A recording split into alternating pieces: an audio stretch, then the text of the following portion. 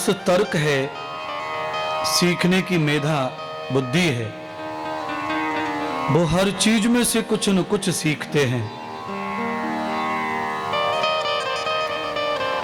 Railway station पर आप जाइए, हमारे जैसे हजारों लाखों लोग रेल में खा के पीकर पात्रों को फेंक देते हैं। पानी की बोतल खत्म हो गई, पानी की बोतल को हम कचड़े में डालते हैं, बाहर फेंकते हैं। जिस बोतल का खरीद से समय हमने पैसा दिया, पानी समाप्त होने के बाद वो बोतल हमारे लिए वेस्टेज हो गई, बेकार हो गई। हमने उसे कचड़ा समझा और फेंक दिया। उसी कचड़े को हमारे किसी भाई ने उठाया और बेच दिया और अपना घर चलाया।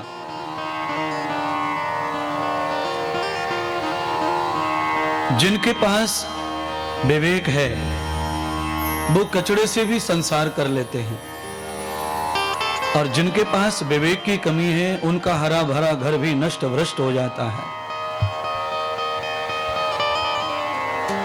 पूरे शहर में बोरा लेकर के आपके घर में से जो कचड़ा आप झाड़ू मारकर फेंक देते हैं डस्टबिन में, उसे नगर पालिका के लोग लेने आते हैं, ट्रॉलियों में, ट्रैक्टरों में, ट्रकों में ले जाते हैं। उसमें से ही कुछ उपयुक्त कचड़ा वो उठा लेते हैं, उससे ही 1000 रुपए घर पर लेके आ जाते हैं। तुमने जिसे कचड़ा समझा वह है किसी के लिए उद्योग बन गया।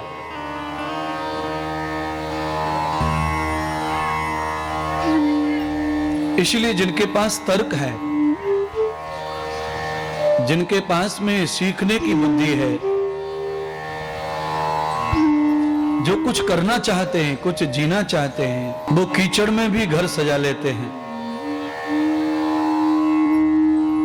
और कुछ लोग संसार में ऐसे हैं जिन्हें फूलों के बगीचे में खड़ा कर दो फिर भी मायूस ही रहते हैं।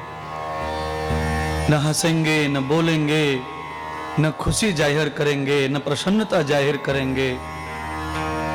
फूलों के बगीचे में जो आनंद खुशबू का लेना चाहिए वो उसे भूल जाते हैं।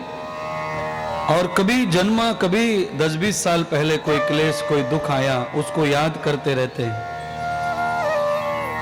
आनंद की जगह पर भी आनंद नहीं ले पाते कुछ लोग।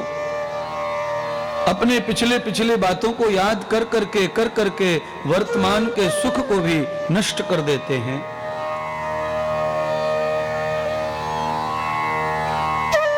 ऐसे लोगों के जीवन में कदापि लेस मात्र सुख नहीं, समृद्धि नहीं, आनंद नहीं आता। उनके लिए व्यास जी कहते हैं, भगवान श्री सूत जी कहते हैं, सुखदेव जी कहते हैं, शंकर भगवान कहते हैं, उनका कहा हुआ मैं आपको कह रहा हूं।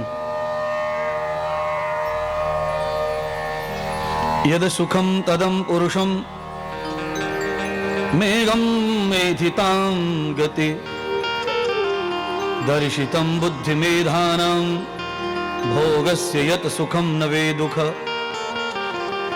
जिस बुद्धि में सिर्फ भोग ही भोग लिखा है वह बुद्धि आनंद के क्षण को भी भूलकर केवल क्लेश को ही प्राप्त करती रहती है और हमारे प्राणों को कष्ट देती है, हमें दुखी रखती है। देखिए, मन कभी दुखी होता नहीं है, बुद्धि कभी दुखी होता नहीं है। दुख केवल प्राण को होता है, कांटा उंगली को लगता है। और चीखता चिल्लाता कौन है? कभी तो लगा होगा कांटा कि नहीं? जब कांटा पैर में लगा है तो चिल्लाना भी पैर को चाहिए था। एहसास तुम्हारे प्राणों को हो रहा है, और जब प्राणों को पीड़ा होती है तो मुख, इंद्रियां चीखती हैं, क्योंकि प्राणों का संकेत इंद्रियों को होता है। ज्ञान इंद्रियां मुख होता है, उसे अनुभव हो जाता है दर्द का। ज्ञान इंद्रिय को 5 ज्ञान इंद्रियां होती हैं। जो गर्मी और ठंडी का एहसास कराती है वो चमड़ी होती है, रस का एहसास कराती है वो जीवा होती है, गंध सुगंध का एहसास कराती है वो नाक होती है, रूप का एहसास कराती है वो आंख होती है, शब्द का एहसास कराते वो कान होते, ये 5 हो गए।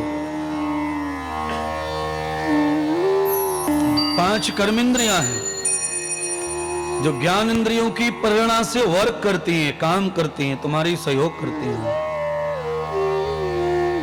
आपको बाथरूम आया है, ये कौन संकेत करता है? कर्म इंद्री नहीं करती है, ब्रेन संकेत करता है। ब्रेन, यहां माथा काम करता है।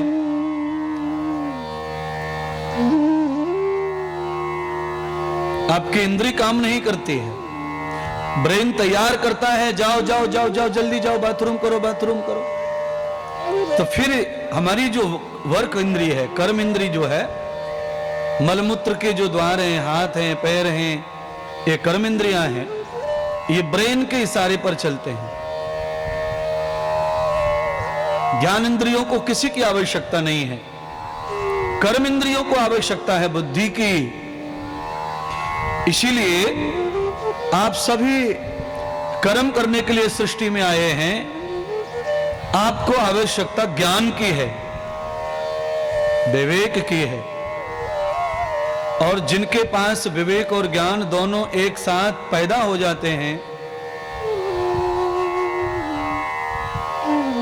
वो वर्तमान का आनंद भोगते हैं, भविष्य में सुख समृद्ध करते हैं, भूतकाल के दुखों को नष्ट करते हैं।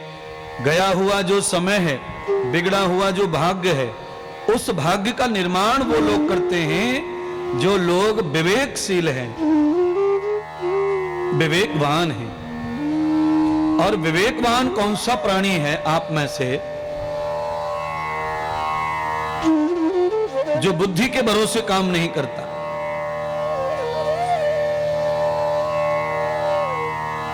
बुद्धि हर समय संशय रखती है, ध्यान रखना। आप गाड़ी में बैठो, संशय रखती है, गाड़ी चलाओ, संशय रखती है, खाना खाने बैठो, संशय रखती है। आप कपड़ा बदलो, कपड़ा पहनो तो भी संशय, कितना भी महंगा कपड़ा पहनो, पर बुद्धि में 4 बार संशय आएगा ही। क्या मालूम किसी को अच्छा लगेगा या नहीं लगे।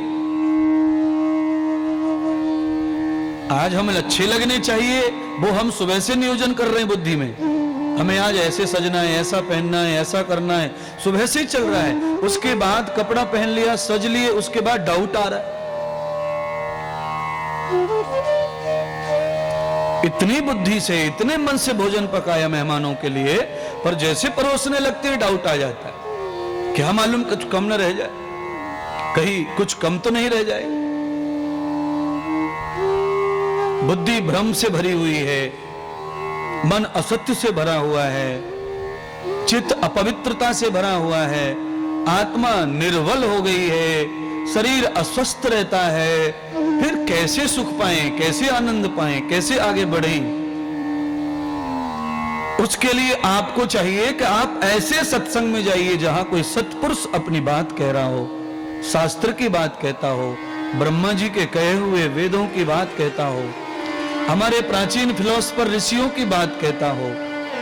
ऐसे महाज्ञानी के चरणों में दास बनकर बैठो।